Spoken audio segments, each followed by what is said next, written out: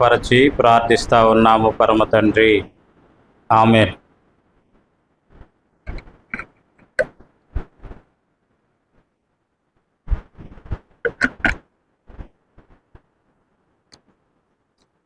రెండవ సమూయేలు గ్రంథము 9వ అధ్యాయము 1వ వచనం. యోనాతానును బట్టి నేను ఉపకారము చూపుటకు సౌలు కుటుంబములో ఎవడైనా కలడాయని దావీదు అడిగాను. కాబట్టి ఈ యొక్క రెండవ సమూయేలు గ్రంథము 9వ అధ్యాయంలో మనకి 7 వ్యక్తులు కనిపిస్తారు అనేది మనం చూస్తూ వచ్చాం. వారిలో మరి కొన్ని విషయాలు మనం గత వారాల్లో ధ్యానించడం జరిగింది. ఈ దినాన మరికొన్ని విషయాలు మనం చూసి ఆ రీతిగా ఆరాధనలోనికి వెళ్ళటానికి ప్రయత్నించారు. చాలా క్లుప్తంగా కొంత ఆలస్యమైంది కాబట్టి ఆలస్యం మా వల్లే అయింది కాబట్టి చాలా క్లుప్తంగా నేను కొన్ని అవుట్లైన్స్ మాత్రం చెప్తాను. దానికి అనుగుణంగా మనం ఆరాధన చేయటానికి ప్రయత్నించారు. కాబట్టి ఇక్కడ మనం చదువుకున్నటువంటి లేఖన భాగంలో దావీదు అడుగుతా ఉన్నాడు, యోనాతానును బట్టి నేను ఉపకారము చూపుటకు సౌలు కుటుంబములో ఎవడైనా కలడాయని అడిగెను అనేది మనం చూస్తాం. కాబట్టి దావీదు ఏం అడుగుతా ఉన్నాడు అంటే, ఎవడైనా ఉన్నాడా అనేది అక్కడ మనకి ప్రశ్నగా ఉంది.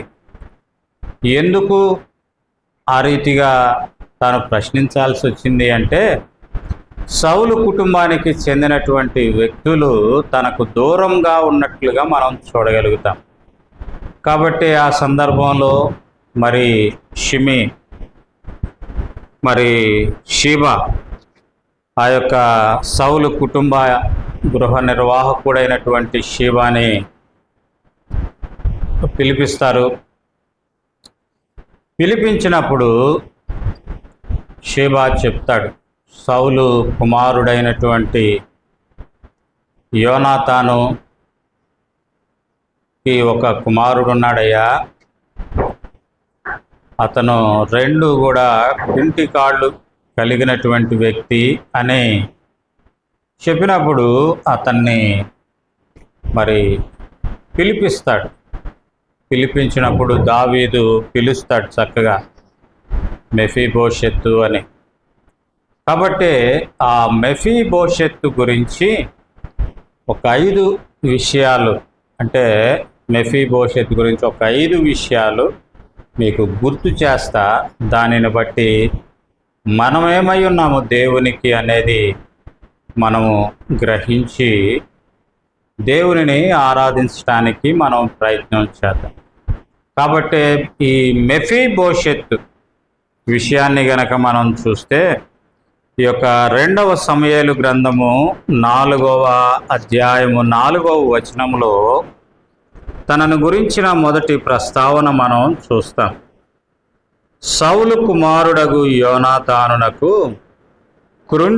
కుంటివాడగు కుమారుడు ఒకడుండెను.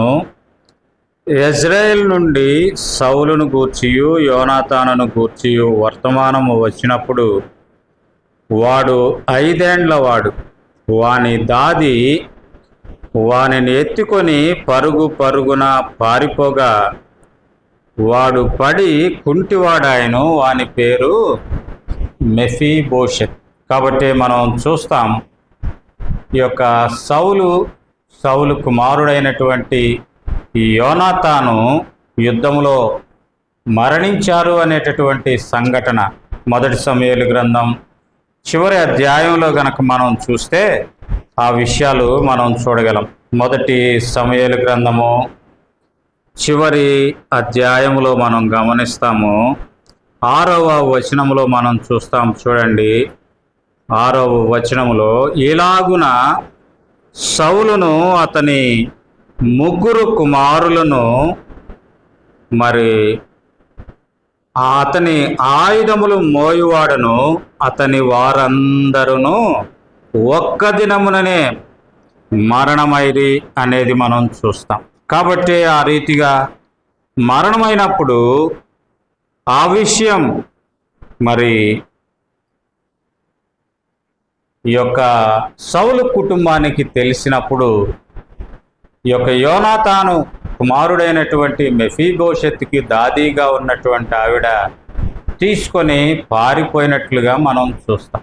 కాబట్టి ఇక్కడ మనం గమనించేది ఏంటిదంటే మెఫీబోషెత్తు జీవితంలో ఒక 5 విషయాలు 5 మాటలు చెప్తాను. దానిని మనం జ్ఞాపకం చేసుకొని ఆరాధనలోనికి వెళ్దాం. మొదటిది ఏంటిది అంటే మనం చదువుకున్నటువంటి రీతిగా ఈ యొక్క 2వ సమూయేలు గ్రంథం 4వ అధ్యాయము 4వ వచనంలో ఆమె ఏం చేసింది అంటే అతనిని తీసుకొని పారిపోయింది అనేది మనం చూస్తాం. కాబట్టి ఈ మెఫీబోషెత్తుని గురించి మనం ఆలోచన చేసినప్పుడు మనకి వచ్చేటటువంటి మొదటి తలంపు ఏంటిది అంటే ఈ మెఫీబోషెత్తు పారిపోయినటువంటి వాడు అనేది మనం చూస్తాం. రెండవదిగా మనం ఈ మెఫీబోషెత్తు గురించి ఆలోచన చేసినప్పుడు పారిపోతూ ఉండగా జరిగినటువంటి సంఘటన ఏంటిది అంటే పడిపోయాడు అనేది మనం చూస్తాం. కాబట్టి రెండవది మెఫీబోషెత్తు గురించి మనం ఆలోచన చేస్తే మనకు వచ్చే తలంపు ఏంటిది అంటే అతడు ఎలాంటి వాడు అంటే పడిపోయిన వాడు అనేది మనం చూస్తాం. పడిపోయాడు. మూడవదిగా మనం అక్కడ గమనిస్తే గనక మనం చూడగలిగే మాట ఏంటిదంటే అతడు పడిపోయినప్పుడు అతనికి జరిగినటువంటి పరిస్థితి ఏంటంటే అతని కాళ్ళు విరిగిపోయి అతడు కుంటివాడైనాడు అనేది మనం అక్కడ చూస్తాం. కాబట్టి మొదటిది అతడు పారిపోయినటువంటి జీవితం, రెండవదిగా పడిపోయినటువంటి జీవితానికి సాదృశ్యం, మూడవదిగా కుంటి జీవితానికి అతడు సాదృశ్యంగా మనం చూస్తాం. తర్వాత కుంటివాడైనటువంటి మెఫీబోషెత్ ఎక్కడున్నాడంటే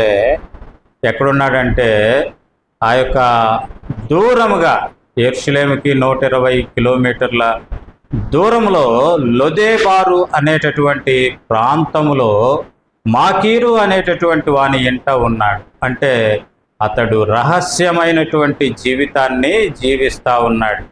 కారణం ఏంటిది అంటే ఒకవేళ తాను ఉన్నాడు అని తెలిస్తే, ఒకవేళ రాజు కుటుంబానికి చెందిన వారు ఎవరైనా చంపేస్తారు అనేటటువంటిది తన దాదీకి కానీ తనకు కానీ కలిగి అతడు ఎలాంటి జీవితము జీవిస్తూ ఉన్నాడంటే రహస్యం, అంటే దాగుకున్నటువంటి జీవితం, దాగినటువంటి జీవితాన్ని అతడు గడుపుతా ఉన్నాడు. నాలుగవదిగా అతని జీవితం దాగినటువంటి జీవితానికి సాదృశ్యంగా మనం చూస్తాం. ఐదవదిగా మనం గమనిస్తే గనక ఈ యొక్క 2వ సమూయేలు గ్రంథంలోనే 21వ అధ్యాయాన్ని గనక మనం గమనిస్తే 2వ సమూయేలు గ్రంథము 21వ అధ్యాయాన్ని గనక మనం గమనిస్తే మనం ఇక్కడ చూస్తా ఉన్నాం. చూడండి, మొదటి వచనంలో దావీదు కాలమున 3 సంవత్సరములు విడవకుండా కరువు కలుగగా దావీదు యెహోవాతో మనవి చేసెను. అందుకు యెహోవా ఇలాగు సెలవిచ్చెను, సౌలు గిబియోనీలను హతము చేసెను గనుక అతనిని బట్టియు నరహంతకులకు అతని ఇంటి వారిని బట్టియు శిక్షగా ఈ కరువు.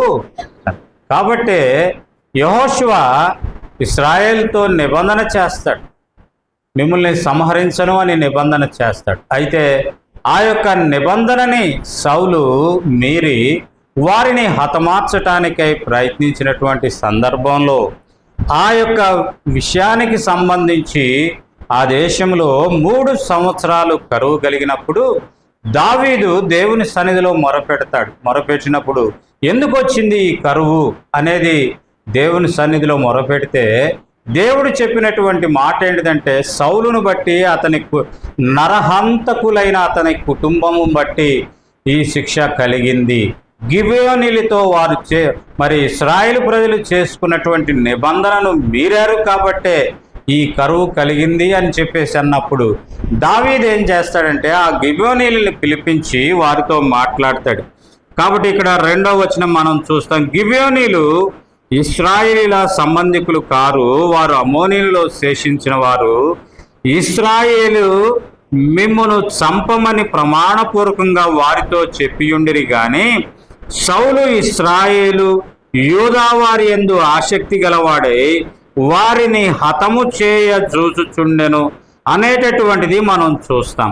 అయితే ఈ యొక్క గిబియోనీయుల్ని దావీదు పిలిపించినప్పుడు వారు చెప్పినటువంటి మాట ఏంటిది అంటే, ఏమి చేసి మేము పరిహారము చెల్లించగలము, ఏమి చేసి ఈ యొక్క మరి నష్టము నుండి మేము బయటికి రాగలము, లేదా మీకు చేసినటువంటి అపకారము నుండి మేము ఉపశమనం పొందగలము అంటే వారు చెప్తూ వచ్చినటువంటి మాట ఏంటిదంటే 5వ వచనంలో, వారు మాకు శత్రువులై మమ్మను నాశనము చేయుచు ఇశ్రాయేలీల సరిహద్దులలో ఉండకుండా మేము లయమగునట్లు మాకు హాని చేయనుద్దేశించిన వాని కుమారులలో 7 మాకు అప్పగింపుము.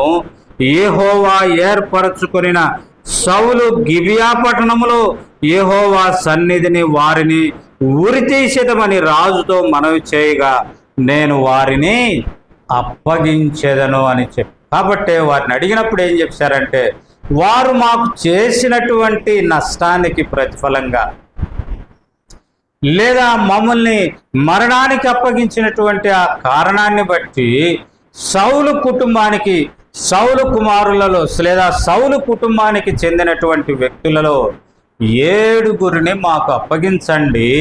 ఆ యొక్క సౌలు ఏర్పరచుకున్నటువంటి ఆ గిబియాలో, సౌలు గిబియాలో మేము వారిని ఉరితీస్తాము, తద్వారా మా కోపము చల్లారుతుంది అని వారు సెలవిస్తూ వచ్చారు. ఆ కారణం చేత మనం గమనిస్తే గనక అక్కడ ఈ యొక్క మెఫీబోషెత్తు, సౌలు మనముడైనటువంటి ఈ మెఫీబోషెత్తు ఏ పరిస్థితుల్లో ఉన్నాడు అంటే మరణకరమైనటువంటి పరిస్థితిలో ఉన్నాడు. అంటే దావీదు ఒకవేళ మా యొక్క మరి ఈ పరిస్థితి నుండి ఉపశమనం కలగటానికి మరి నా దగ్గరే ఉన్నాడు ఎవరున్నారు?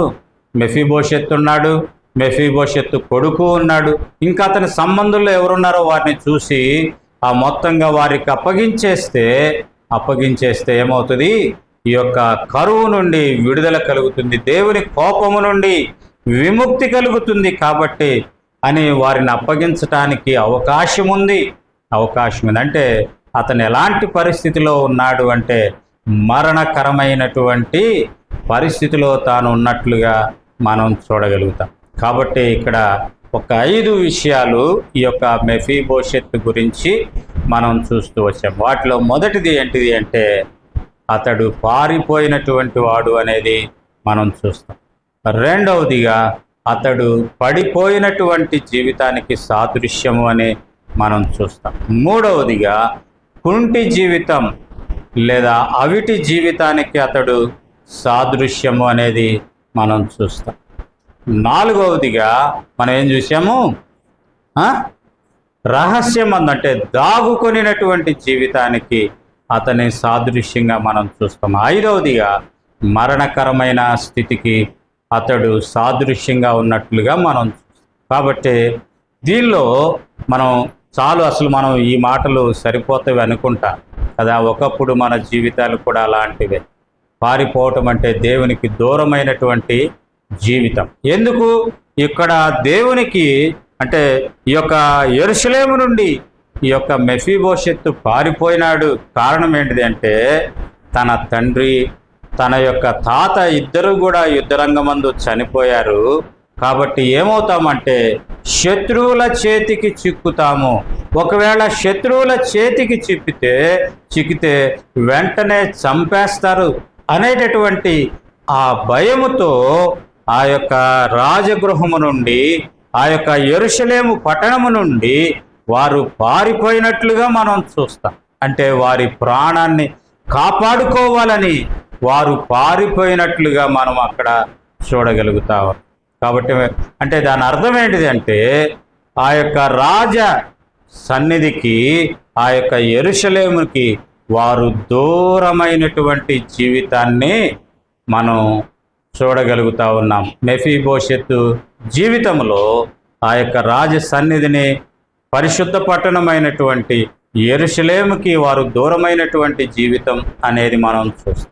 ఆ రీతిగానే మన జీవితం, అంటే నేను ఎక్కువగా వివరించను, సమయం మనం అయిపోతుంది కాబట్టి, ఆ రీతిగా మన జీవితాల్లో మనం కూడా ఒకప్పుడు దూరమైనటువంటి జీవితం కలిగిన వారం. తండ్రి ఇంటికి కదా, చిన్న కుమారుని జీవితాన్ని కూడా మనం గమనిస్తే అతడు తండ్రి ఇంటికి దూరం అయ్యాడు. తండ్రికి దూరమైనటువంటి జీవితం, తద్వారా అతడు ఎన్నో నష్టాలు, ఎన్నో కష్టాలు అతడు అనుభవించినట్లుగా మనం చూస్తాం. కాబట్టి అక్కడ మనం గమనించేది ఏంటంటే, దుర్వ్యాపారము వలన అతడు తన ఆస్తి అంతా కూడా పాడు చేసుకున్నాడు అనేది మనం చూస్తాం. కాబట్టి మనం దూరమైనటువంటి జీవితాన్ని బట్టి దుర్వ్యాపారము అనేటటువంటి దానికి మనం లోబడినటువంటి జీవితం. ఒకవేళ మెఫీబోషెతు జీవితాన్నే గనక మనం గమనిస్తే, అంతకుముందు రాజ కుమారుడుగా ఉన్నటువంటి మెఫీబోషెత్తుకి ఏ లోటు లేదు, ఏ కష్టము లేదు. అటువంటి మెఫీబోషెత్తు ఎప్పుడైతే తన తండ్రి తాత మరణించాడో, ఆ యొక్క యెరూషలేము నుండి వారు పారిపోయారో, దూరమైపోయారో, వారు గడిపినటువంటి ఆ స్థలం ఏంటిదంటే లోదెబార్ అనేటటువంటి స్థలం. అంటే ఎడారి ప్రాంతము, కరువు కలిగినటువంటి ప్రాంతము అనేటటువంటిది మనం చూస్తాం. అంటే వారి జీవితంలో ఏమొచ్చినాయి అంటే కష్టము, నష్టము అనేటటువంటివి వారు కలిగిన వారుగా ఉన్నటువంటి వారు అనేది మనం అక్కడ చూస్తాం. కాబట్టి మెఫీబోషెత్తు అటువంటి జీవితము కలిగిన వాడు అనేది మనం చూస్తాం. ఒకప్పుడు మన జీవితం కూడా అలాంటిదే. దేవుని ఇంటికి దూరమైనటువంటి జీవితం కలిగిన వారం, దేవుడు లేని జీవితం, దేవునికి దూరమైనటువంటి జీవితం. దేవుని ఇంటికి మనం చూస్తాం. మొదటి దినవృత్తాంతముల గ్రంథం 29వ అధ్యాయంలో అక్కడ ఒక మాట అంటాడు, వారు దేవుని ఇంటికి పెడముఖము పెట్టుకొనిరి అనేది. కాబట్టి దేవుని ఇంటిని చూసి చూడనట్లుగా పెడముఖం పెట్టుకొని మనం దూరమైనటువంటి జీవితం కలిగినటువంటి వారు. అయితే ప్రేమ కలిగినటువంటి ఆ ప్రభు దూరమైనటువంటి జీవితం, దేవునిని ఎరుగనటువంటి జీవితం, దేవుడు లేనటువంటి ఆ జీవితం, దేవుని నుండి, దేవుని ఇంటి నుండి పారిపోయినటువంటి జీవితం, ఈ దేవుడు మాకు అక్కర్లేదు, ఈయన ఫలానా దేవుడు, ఈయన మాకు అక్కర్లేదు అన్నటువంటి ఆ జీవితం కలిగినటువంటి మనల్ని దేవుడు ప్రేమించి కనికరించి, దేవుడు నీ ఎడల నా ఎడల జాలి చూపించి ఏ రీతిగా అయితే మనం అక్కడ గమనించగలుగుతామో మనం గమనించగలుగుతాం. యోనాతానుని బట్టి అనేటటువంటి మాట మనం చూస్తాం. యోనాతానుని బట్టి ఏ రీతిగా అయితే ఆ యొక్క మెఫీబోషెత్తు దేవుని ఇంటికి తీసుకొని రాబడినాడు, ఆ రీతిగా నీవు నేను కూడా దేవుని ఇంటికి తీసుకొని రాబడి దేవునిని ఆరాధించేటటువంటి ఆరాధకులుగా చేయబడుతున్నట్లుగా మనం చూస్తాం. ఆ రీతిగానే మనం గమనిస్తే గనక ఆదికాండము 18వ అధ్యాయంలో మనం ఒక మాట చూస్తాం. ఆదికాండము 18వ అధ్యాయంలో సొదొమ గొమొర్ర యొక్క పాపము బహుభయంకరమైనప్పుడు దేవుని చెంతకు చేరినప్పుడు అక్కడ ఆయన ప్రభువారు దిగి వస్తాడు, వచ్చి అబ్రహాము దగ్గరికి వెళ్తాడు. అబ్రహాము దగ్గరికి వెళ్ళినప్పుడు మనం గమనిస్తాము, ఆ తరువాత సొదొమలోకి వచ్చి లోతును, ఆ యొక్క లోతును తన కుటుంబాన్ని సొదొమ నుండి రక్షించేదాని కొరకై వారిని బలవంతంగా తీసుకొని ఆ యొక్క సోయరుకు పంపించినట్లుగా మనం చూస్తాం.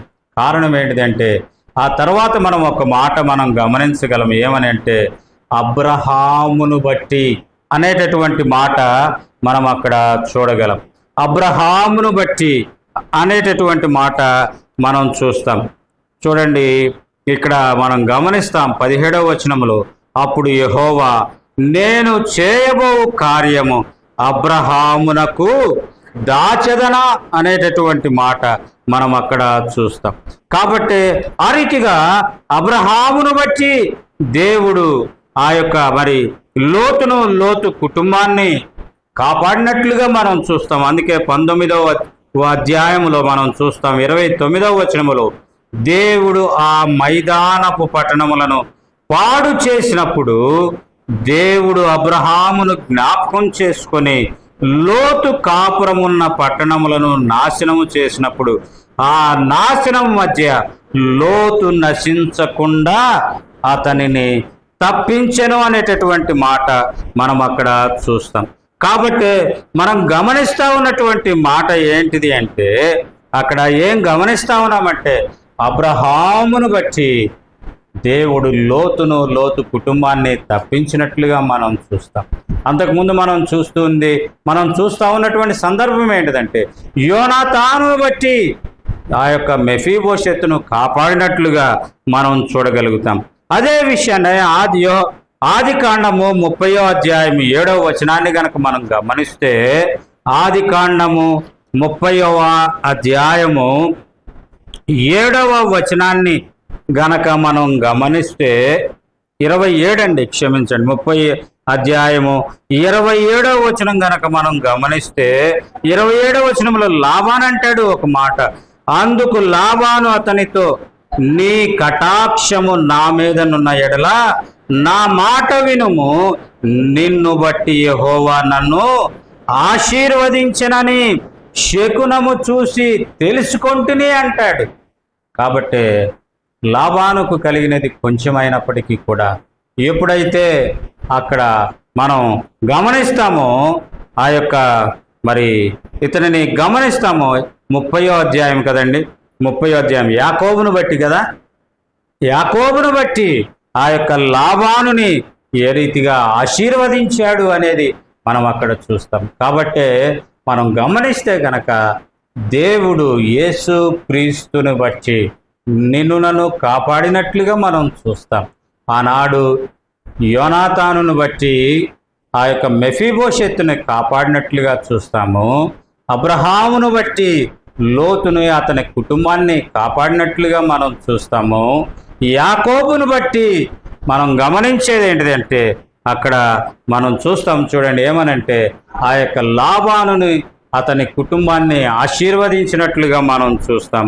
మొదటి రాజుల గ్రంథము 11వ అధ్యాయము 11వ వచనాన్ని గనక మనం గమనిస్తే, మొదటి రాజుల గ్రంథము 11వ అధ్యాయము 11వ వచనాన్ని గనక మనం గమనిస్తే అక్కడ మనం ఒక మాట మనం చూస్తాం. కాబట్టి అక్కడ సెలవిచ్చినది ఏమనగా, నేను నీతో చేసిన నా నిబంధనను కట్టడలను నీవు ఆచరింపక పోవుట నేను కనుగొనుచున్నాను గనుక ఈ రాజ్యము నీకుండకుండా నిశ్చయముగా తీసివేసి నీ దాసునికి ఇచ్చేదను. అయినను నీ తండ్రి అయిన దావీదు నిమిత్తము నీ దినముల యందు నేను అలాగు చేయక నీ కుమారుని చేతిలో నుండి దాని. కాబట్టి సొలొమోను జీవితాన్ని మనం గమనిస్తే గనక, సొలొమోను ఏ రీతిగా అన్యదేవతల వైపు తిరుగుతూ వచ్చాడు, తన భార్యల యొక్క ప్రేరేపణ చేత దేవుడు ఏదైతే వద్దు అంటూ వచ్చాడో దాని వైపే తిరిగి దేవుడు తనకి 2 మార్లు ప్రత్యక్షమై నీ జీవితాన్ని సరిదిద్దుకో అని చెప్పినప్పటికీ కూడా అతడు విననొల్లని కారణం చేత దేవుడు పశ్చాత్తాపడినటువంటి వాడై తాను అంటా ఉన్నాడు, నీ రాజ్యము నీ యొద్ద నుండి తీసివేస్తా, అయినప్పటికీ నీ తండ్రి అయిన దావీదును బట్టి నీ విషయంలో నీ ఉన్నంత వరకు ఉంచుతా, నీ కుమారుని విషయంలో దానిని జరిగిస్తాడు. కాబట్టి ప్రియమైన సహోదరుడా, ప్రియమైన సహోదరి, దావీదును బట్టి సొలొమోనును కాపాడుతూ వచ్చాడు. ఆ రీతిగా యాకోబును బట్టి లాబానుని ఆశీర్వదిస్తూ వచ్చాడు. ఆ రీతిగానే మనం గమనిస్తూ వచ్చాము. అబ్రహామును బట్టి ఆ యొక్క భయంకరమైన ఉపద్రవములో నుండి లోతుని అతని కుటుంబాన్ని కాపాడుతూ వచ్చాడు. దావీదు మెఫీబోషెత్తును బట్టి ఆ రీతిగా యోనాతాను కుమారుడైనటువంటి దావీదు యోనాతానును బట్టి అతని కుమారుడైనటువంటి మెఫీబోషెత్తు కుటుంబాన్ని కాపాడుతూ వచ్చినట్లుగానే దేవుడు నిన్ను నన్ను కాపాడుతూ వచ్చాడు.